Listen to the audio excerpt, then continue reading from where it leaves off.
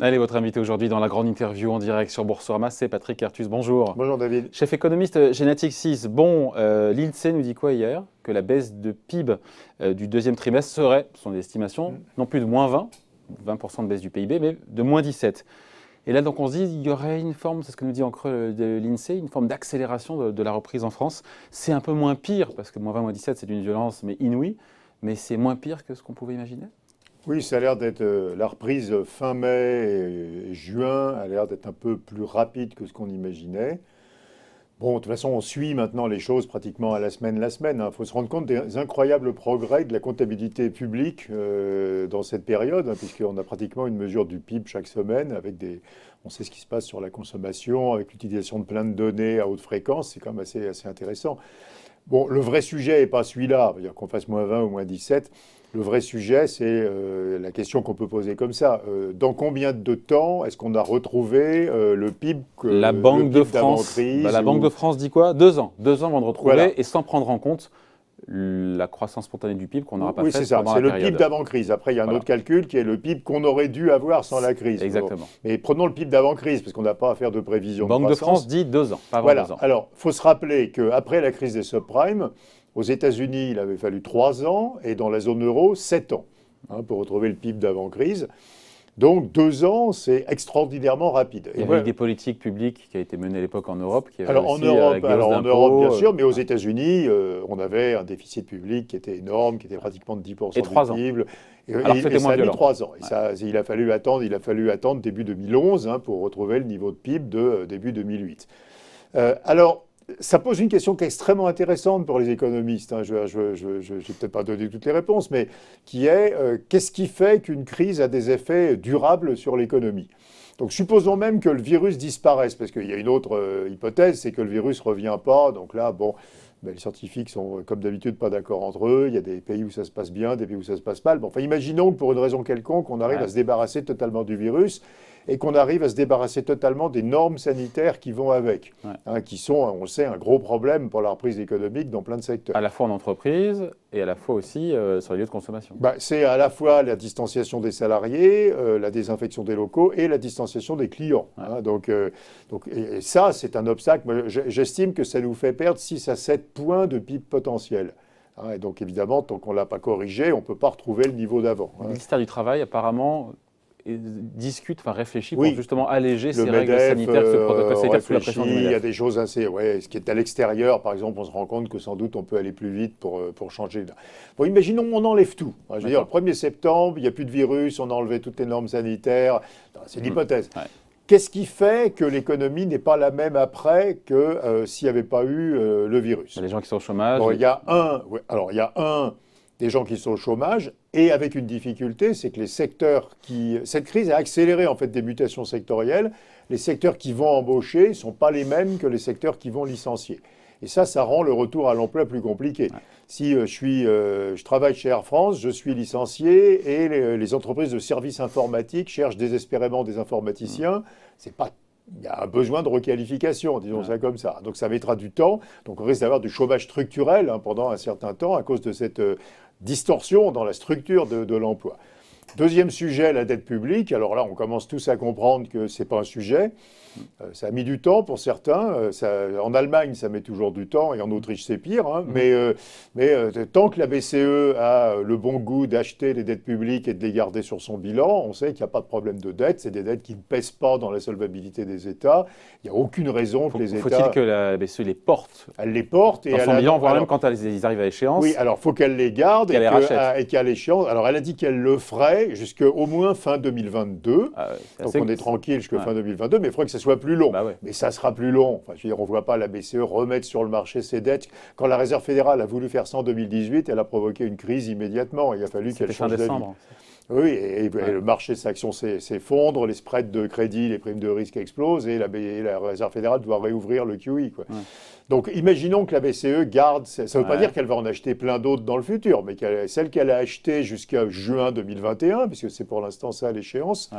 et qui d'ailleurs imposera qu'elle augmente encore la taille de son programme, puisque pour l'instant elle ne tient pas jusqu'à juin Malgré 2021. les 1350 Oui, milliards c'est pas de assez. plans d'urgence pandémique Ça, annoncés. pour l'instant, ça tient jusqu'à fin février, à la vitesse actuelle. Il faudra donc qu'elle remette sans doute 300 milliards de plus encore. Mais supposons même qu'elle arrête, après, il ne faut pas qu'elle fasse baisser la taille de son bilan. Qu'elle conserve. À ce moment-là, la dette qu'elle détient, c'est comme si elle n'existait pas. Donc on n'a pas de sujet dette publique. Il y a les intérêts, mais qui sont Non, rendus. les intérêts, les banques centrales reversent leurs profits aux États, donc les intérêts, ils partent et ils reviennent. Donc voilà. Donc il n'y a pas besoin de monter les impôts, il n'y a pas besoin de serrer les budgets particulièrement, etc. Alors après, il y a la dette des entreprises, et ça c'est un vrai sujet. On a une augmentation colossale de la dette des entreprises. En France, ce n'est pas seulement les prêts avec garantie de l'État, c'est des tirages de crédits confirmés, c'est des émissions obligataires. Donc on a une très grosse augmentation. Je pense que l'endettement des entreprises va augmenter d'au moins 15% en 2020. Et la dette des entreprises, c'est un frein à l'investissement, à l'embauche. C'est quelque chose qui est assez contraignant pour les entreprises. Donc est-ce qu'on va réussir à traiter ça? Vous savez, alors...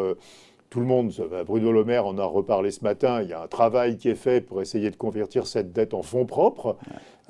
C'est un peu compliqué techniquement, mais il faudrait que ça puisse aboutir, parce que sinon on aura un problème de dette. On parle de tout ça parce que la question au départ, la question de départ, c'est même s'il n'y a plus du tout de virus, etc., qu'est-ce qui fait que c'est pas comme avant, quoi?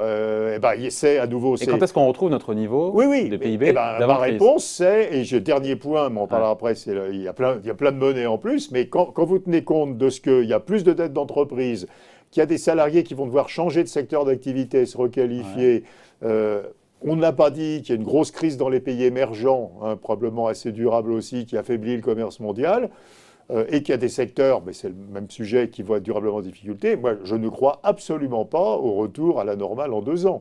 Ça serait le record de retour à la normale dans une récession pour la zone euro. La finalité, c'est ça. Je ne crois pas au retour. Vous ne croyez pas ce que nous dit la Banque de France que dans 2 ans... Non, je suis plus confortable avec 3 ans, 3 ans et demi, mais pas 2 ans, quoi. Ça me paraît extrêmement optimiste parce que ça a l'air de dire qu'il n'y a pas de frein, quoi. Or, il y a plein de freins. Mais malgré tout, je reviens pendant plus brève échéance. Le rebond, encore une fois, la consommation des ménages qu'on a observé depuis le début du déconfinement ne semble pas faiblir au-delà de l'effet de rattrapage. C'est quand même de bon augure. On se satisfait mais à nouveau, ça remonte. C'est évident que ça remonte. La question, c'est, on est toujours 12% en dessous du niveau d'avant. La question, c'est à quel moment... Et en juin, on sera, je crois, nous a dit l'INSEE, à 7 de mémoire. Je parle sur votre contrôle. Oui, mais à quel moment on est à 0, quoi. Je veux dire, moi, à nouveau, 2 ans, je me trompe peut-être, 2 ans, ça me paraît... ignorer ce problème d'endettement des entreprises, ce problème d'ajustement sectoriel de l'économie, les problèmes de requalification, le fait que les PGE, les prêts avec les garanties de l'État, dans beaucoup de cas, ils repoussent simplement les difficultés dans le temps, parce que si on n'arrive pas à les convertir en fonds propres, il va falloir les rembourser, ces prêts. Est-ce que les entreprises pourront les rembourser? Donc est-ce que la vague de faillite, elle n'est pas plutôt devant nous que derrière nous, voilà, moi, si vous voulez, j'ai du mal à croire qu'on va récupérer en 2 ans le PIB, alors qu'il y a quand même plein de facteurs de freinage. Et malgré tout ce qui a été fait, encore une fois, si ça rebondit aussi aujourd'hui, c'est parce qu'il y a eu tous les... on a eu en dizaines de milliards de soutien, encore une fois, de l'État, des plans sectoriels, un plan de relance à la rentrée, ce qui va être fait au niveau européen, ce qui est fait par la Banque centrale. Malgré... on a mis en place... des niveaux et une rapidité qui n'est jamais vue dans l'histoire. Oui, alors il y a une métrique, comme on dit sur les marchés financiers, qui est assez intéressante, c'est quel est le ratio entre la variation du déficit public par rapport à ce qui était attendu et la perte de PIB par rapport à ce qui était attendu. Donc le déficit public dans l'état actuel de ce que nous dit le ministère des Finances, il va être 9 points au-dessus de ce qui était attendu. C'est 11 quelque chose au lieu de 2 quelque chose. Et le PIB, il est 12 points plus bas que ce qui était attendu. Moins 11 au lieu de plus 1, quoi, en gros.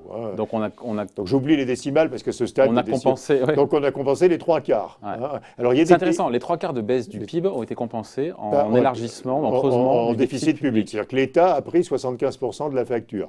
Alors, on n'est pas au niveau OCDE. Au niveau OCDE, c'est 100%, si on prend tous les pays. Et on a beau dire plan de relance historique, plan de soutien en France, on est les plus... Alors, Bruno Le Maire n'aime pas qu'on lui dise ça, mais on est les moins bons de ce point de vue-là.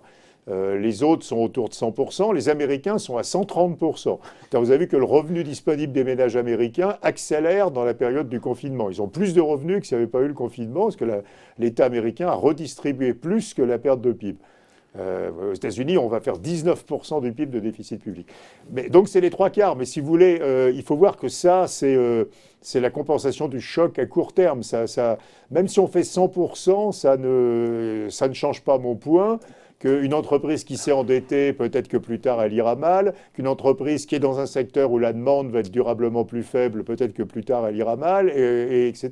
Donc, le président de la République, il a communiqué sur ce chiffre-là de 500 milliards d'euros de mobilisés par l'État. On l'a corrigé évidemment, comme beaucoup de médias, en expliquant que le vrai chiffre de l'argent mobilisé au sens vrai crédit nouveau, c'était 57 milliards. C'est 9 points c'est le calcul à faire, c'est 9 points de PIB. Non, mais en crédit. Oui, d'accord, mais quand il y a moins de recettes fiscales, ça marche aussi. Bien sûr, en prenant en compte aussi non, il faut vraiment faire ce calcul. Vous faites la variation du déficit par rapport à la variation du PIB et vous voyez quel est le taux quel est le pourcentage de la perte qui est prise par l'État et quel est le pourcentage qui reste chez les ménages et chez les entreprises. Et dans cette facture qui sera amenée à augmenter, parce qu'il y aura encore une fois ce plan de relance en septembre, et tant qu'on sait que la BCE est là, pourquoi est-ce que ce n'est pas le moment, on n'est pas venu d'en faire plus pour investir dans l'économie de demain, pour mettre le paquet sur... Ça pose une question plus globale, David, qui est les normes budgétaires européennes. Parce que toute cette question est un bout d'une question plus globale, c'est on vit avec des normes budgétaires européennes... Suspendues cette année. Oui, mais pendant on voit bien qui n'ont plus aucun rapport avec la réalité. Alors, dans les crises, évidemment, on fait plus que 3% du PIB de déficit public. Dans les crises, les États veulent avoir les mains libres, ils ont raison. Donc il faut enlever les limites au déficit cyclique. Pour qu'on puisse faire 10, 12, enfin, ce qu'il faut.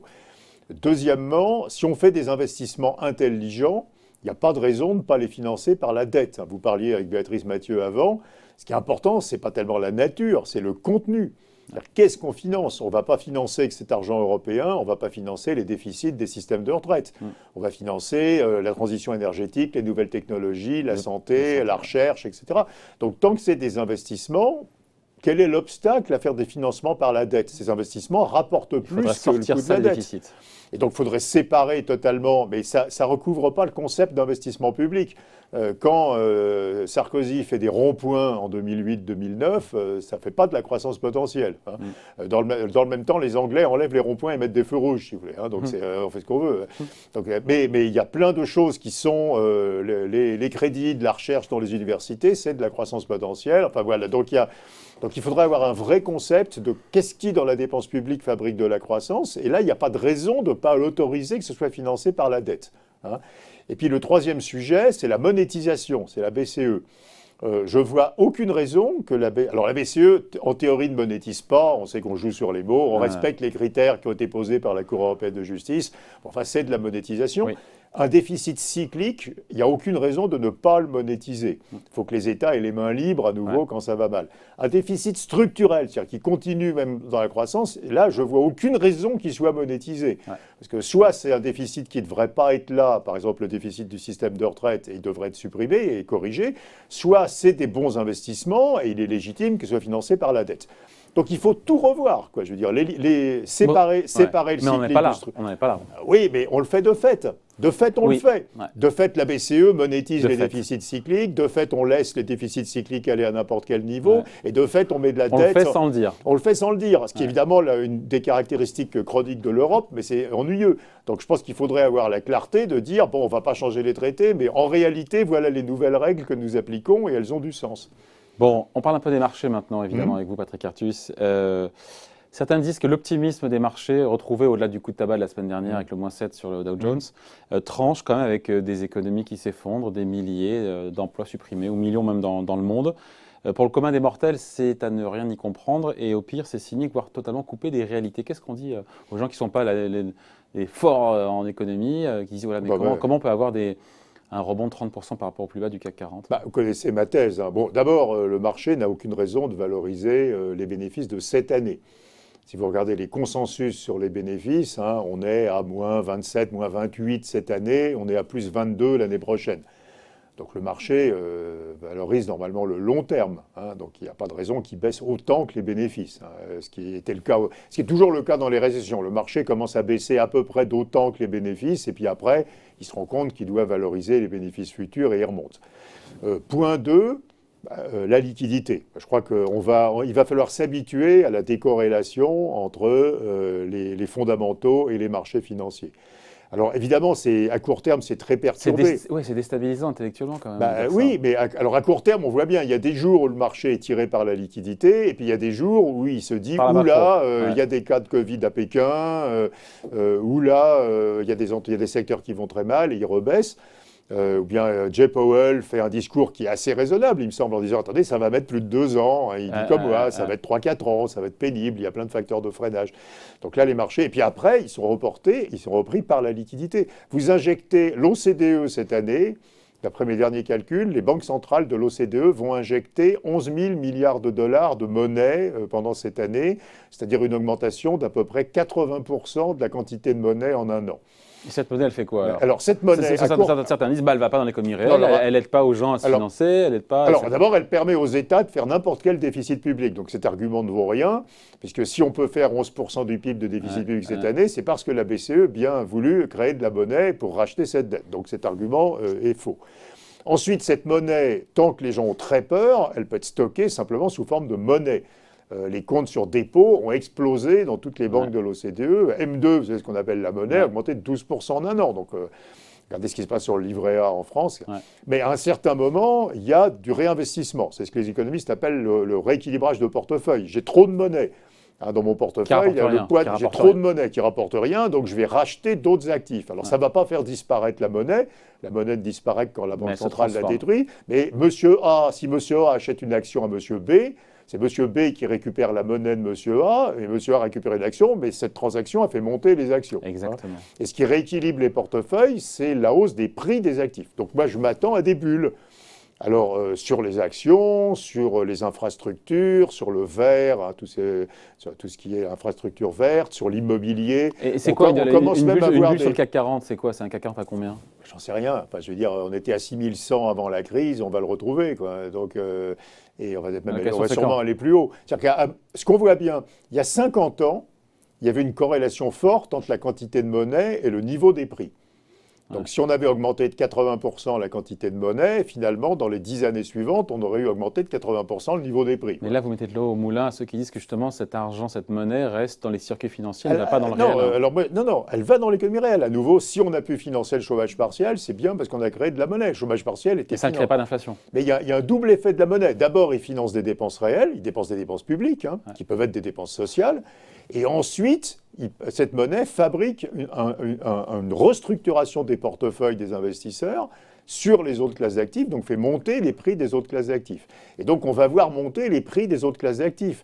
Ça peut être chaotique, ça peut être hétérogène, ça peut être surprenant. Donc ça veut dire que pour sauver, encore une fois, le système aujourd'hui et l'économie, on a créé une tonne, des tombereaux de 11 000 milliards de... 11 000 milliards de monnaie pour l'instant. Pour l'OCDE, pour l'instant. Sans doute sera révisé à la hausse. Ça va, mais en voulant régler un problème aujourd'hui, on crée la bulle de demain. Si vous voulez, sur les actions, sur l'immobilier. La question, c'est pourquoi, avant, on ne voulait pas que les banques centrales monétisent les dettes publiques?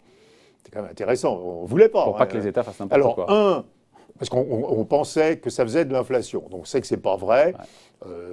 Je lis des textes encore écrits par certains économistes allemands qui croient toujours que ça finira bien par faire de l'inflation. Bon, honnêtement, on ne l'a pas vu au Japon. Été traumatisés il y a très longtemps. On ne l'a pas vu au Japon depuis 40 ans. Donc ça... Deux, parce que ça crée ce qu'on appelle un aléa de moralité. Ça pousse les États à ne jamais résorber leur déficit public. Donc ça, on le voit. C'est évident, mais on le fait exprès. Pensez à la France? Je pense à tout le monde, mais on le fait exprès. La BCE n'est pas naïve. La BCE le fait pour permettre que les États aient n'importe quel déficit public qui paraît utile. En temps de crise. En temps de crise. Et la crise, maintenant, avec une extension, et en post-crise. On verra après.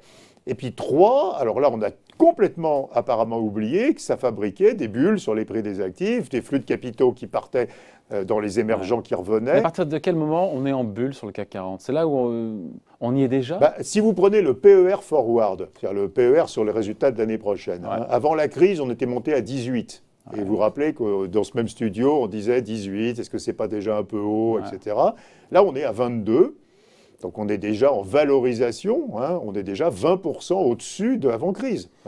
Alors évidemment, en indice, on est toujours 20% plus bas, mais... donc vous n'êtes pas à l'aise. Avec un CAC à 5000 points, vous n'êtes pas à l'aise. Ben, je sais pas, je suis pas à l'aise. Si, mais moi, je suis à l'aise avec n'importe quoi. Je pense qu'à nouveau, qu'il va falloir que les banques centrales nous fabriquent un monde où on va chroniquement décorréler les prix des actifs des fondamentaux. Alors, pas tous les jours. Il y aura toujours un, sauf qu'il y aura non, mais toujours un retour à la réalité. Si on apprend qu'il y a 50 foyers de Covid de plus en France demain, le CAC va rebaisser. Si une grande entreprise passe un message très négatif, le CAC va rebaisser. Mais sur la tendance, je pense qu'on fabrique cette décorrélation parce que les marchés, ils sont tirés par la liquidité. Quand on tire sur l'élastique, au bout d'un moment, sur le ressort, Oui, mais on fait ça depuis on fait ça depuis longtemps. Enfin, je veux dire, on l'a fait dans les années 2000. Donc, à vous écouter, je dis pas que rien ne justifie la valorisation théorique aujourd'hui du CAC 40 parce qu'en termes de PR forward à un an, on est à 22. On est trop haut.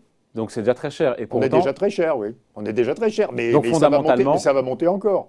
Même si fondamentalement c'est très cher, ça va monter encore. Ben oui, parce que les tombereaux de monnaie créent. Ben oui, alors après, après on se disait même qu'il y avait des classes d'actifs sur lesquelles personne n'oserait aller. Le Brésil, moi j'aime bien, je regarde vraiment toujours très proche le Brésil. Le Brésil, c'est quand même le cas repoussoir total. Hein. Il y a une crise sanitaire, il y a une crise économique, il y a une crise politique, il y a tout ce que vous voulez. Le réal brésilien était à 5,90 il y a un mois. Alors il est redescendu à 4,90. Là, il est remonté vers 5,20. Mais enfin, bon, ça c'est en train de se réaméliorer. Donc on a eu une montagne de capitaux qui sont retournés au Brésil. Hein, franchement, le Brésil, c'est le dernier truc dans lequel vous avez envie d'investir. Ouais. Simplement, recherche du rendement. Recherche du rendement, on va au Brésil. L'automobile, je ne pensais pas qu'on réinvestirait dans l'automobile. Eh bien si, les indices de l'automobile remontent aussi à toute allure. Ouais. En partant de niveau très bas aussi. Oui, le bureau, je ne pensais pas que les investisseurs allaient remettre de l'argent dans l'immobilier de bureau. On nous explique qu'il y a 50% des Français vont rester en télétravail, qu'on aura besoin de beaucoup moins de mètres carrés. Et je pensais qu'on allait réinvestir plutôt dans le résidentiel, dans la logistique, ce qu'on fait bien sûr, mais on réinvestit autant. Donc il faut voir que même les classes d'actifs dont on pensait qu'elles étaient quand même plus dangereuses, plus pénalisées, récupèrent aussi des flux d'investissement. Ouais. C'est la liquidité. Ouais. Après, Bank of America, cette semaine, a sorti une espèce de sondage qui montre que 80% des investisseurs jugent surévalués aujourd'hui à leur niveau les marchés boursiers mondiaux. Oui, tu as raison. On est à des niveaux plus élevés qu'en 98. Et on sait comment ça s'est terminé. Je reste dans l'idée qu'on fabrique la prochaine crise boursière. Alors après, si j'ai encore 5 secondes, l'étape suivante de l'analyse, c'est qu'est-ce qui fait éclater une bulle. Qui fait éclater une bulle, c'est deux possibles choses. Un, la remontée des taux d'intérêt. C'est ce qu'on a eu systématiquement. C'est ce qu'on a eu en 1990 au Japon, dans la grande crise du Japon. C'est ce qu'on a eu en 2000-2001 sur les actions. C'est ce qu'on a eu en 2007 aux États-Unis. Il y avait moins de dettes à l'époque. Oui, mais on remonte les taux. Alors, on remonte les taux, du coup, tout le monde réalise que les actifs sont survalorisés, tout le monde réalise qu'il y a trop de dettes, et on fabrique des crises qui sont en parallèle. Et donc les banques centrales sont piégées, parce qu'elles ne peuvent pas remonter. Et alors, du coup, est-ce que les banques centrales osent remonter les taux maintenant ? Je ne pense pas, et d'ailleurs, elles sont en train de le théoriser, puisque vous avez cette nouvelle théorie qui est apparue, qui s'appelle le yield curve control, c'est-à-dire le contrôle de la courbe des taux par les banques centrales, que le Japon a officiellement adopté. Au Japon, l'objectif de la politique monétaire aujourd'hui, c'est le taux à 10 ans à 0%. Ça n'a plus rien à voir avec l'inflation. Et la Réserve fédérale nous dit, Jay Powell nous dit la semaine dernière, nous travaillons sur le yield curve control. Bon, si les banques centrales passent au yield curve control, les taux d'intérêt vont rester très bas durablement. Donc on n'aura plus de crise boursière déclenchée, plus d'explosion des bulles déclenchées par les hausses des taux. Okay. La BCE peut le faire et pas le dire, mais elle peut le faire sans le dire, puisque de toute façon en Europe, on fait tout sans le dire. Et ensuite, d'autres possibilités, c'est l'explosion endogène de la bulle. Si les prix de l'immobilier vont à un niveau où plus personne ne peut acheter de logement, évidemment, la bulle éclate parce qu'il n'y a plus de demande. Mais ça se passe à un niveau beaucoup plus élevé. D'habitude, c'est la hausse des taux qui fait exploser les bulles. C'est pas cette hausse. En théorie, vous voyez, la valeur des actifs ne peut pas dépasser l'épargne. On ne peut pas mettre, si ça consomme plus que l'épargne, c'est plus possible. Je veux dire, donc il y a un moment, de toute façon, où ça se retourne. Mais ça peut être à des niveaux extrêmement élevés si les taux d'intérêt restent extrêmement bas. Il faut comprendre, on était dans un monde monétaire où les banques centrales étaient contracycliques. Donc quand l'inflation montait, elle montait les taux d'intérêt plus que l'inflation. Je viens de réécrire pour l'université mon cours sur la règle de Taylor. Je veux dire, c'est quand même très très clair. Il faut, John Taylor, qui nous dit que quand l'inflation monte de 1 point, il faut que les taux d'intérêt montent de 1,5 point. Donc les taux d'intérêt réels montent quand il y a de l'inflation, et donc c'est contracyclique, c'est stabilisant, ça calme l'inflation, donc ça calme les prix des actifs. Voilà. On est passé dans un monde où on fait yield curve control. Donc le coefficient, c'est plus 1,5, c'est 0. Hein, donc les taux d'intérêt ne bougent plus. Donc on est dans un monde où la politique monétaire est totalement procyclique. Vous avez piégé surtout. S'il y a plus d'inflation, les taux d'intérêt réels baissent. Hein, alors que dans le passé, ils montaient. Hein. Et donc si les taux d'intérêt réels baissent quand il y a de l'inflation, vous fabriquez un monde où il y a des bulles, où la volatilité de la croissance est très forte, etc. Donc on a arbitré en faveur de la volatilité, de la croissance, des prix des actifs, et de la solvabilité des emprunteurs. L'exigence de solvabilité des emprunteurs nous fait accepter un monde où la politique monétaire est déstabilisante. Dans le scénario central qu'avaient pricé les marchés au travers de leur rebond, c'était l'idée qu'il n'y aurait pas de seconde vague de contamination, ou en tout cas qu'elle resterait largement sous contrôle. Ce qui se passe, encore une fois, qui pour l'instant est sous contrôle, mais on voit à Pékin des écoles qui ferment, des universités qui ferment, des quartiers. On se dit que les marchands ont eu tort, justement, d'où les soubresauts et le coup de tabac la semaine dernière aussi, et du début de semaine. Je suis pas. Tout le monde était économiste avant la crise. Maintenant, tout le monde est médecin, sociologue. Non, mais ça veut dire que les marchés aujourd'hui avaient mis de côté ce scénario-là qui reprend un peu d'épaisseur et de crédit. Non, alors vous savez, quand il y a vraiment des mauvaises nouvelles sur la maladie, les marchés le prennent mal. Hein, honnêtement, on l'a vu quand même dans les dernières semaines.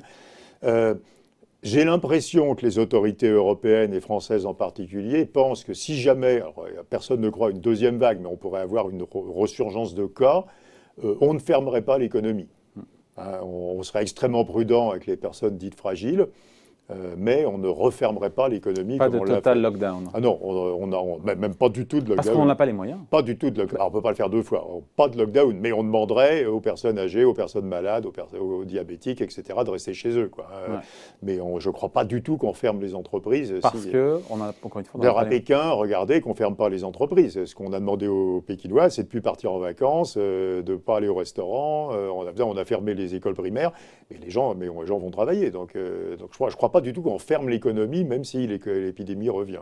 Parce que parce qu'on ne peut pas se payer de 4 mois. Voilà, je veux vous l'entendre dire.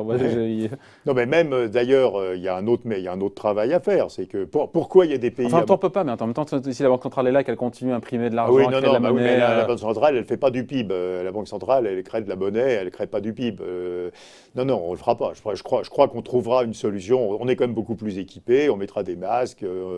Effectivement, on ne s'amusera pas parce qu'il n'y aura plus de loisirs, il n'y aura que le travail, mais si ça revient, on continuera à travailler.